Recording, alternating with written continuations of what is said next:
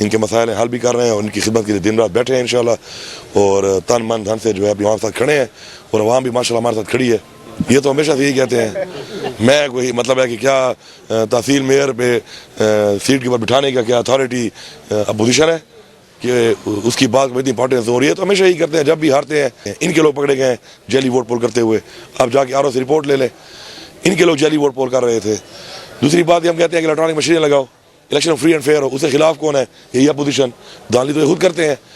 अभी 18 में इमरान साहब ने रिजल्ट नहीं माना, ये 7 जिले में बेटा जीता है, वहाँ धांधली नहीं थी, यहाँ पे ये हारा तो धांधली है।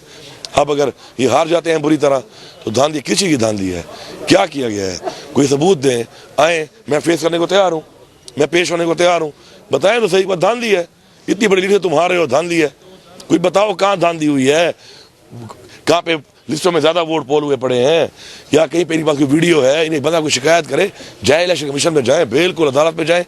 मैं फेस करने को तैयार हूँ, हमारी पार्टी फेस करने को तैयार है।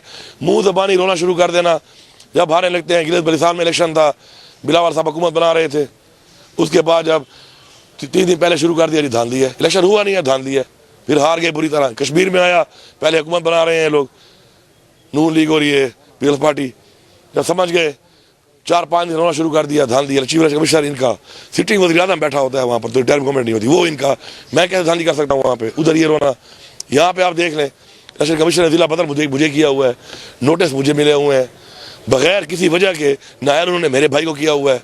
कोई दुनिया के कानून में ये चीज़ नहीं है कि एक बंदे को ना नोटिस मिला, न उसको जुर्माना हुआ, न उसका केस फिर इलेक्शन कमीशन में और बंदे को नायल कर दिया उम्मीदवार को। वो भी मेरे साथ हुआ, जिले से मुझे निकाला हुआ। वही लेटर जो मुझे लिखा, वही लेटर मौलाना साहब को लिखा कि आप भी डी खान में जलसा नहीं करोगे। मैं डी खान से चला गया, जब तक उन्होंने इजाज़त नहीं दी वापस नहीं आया।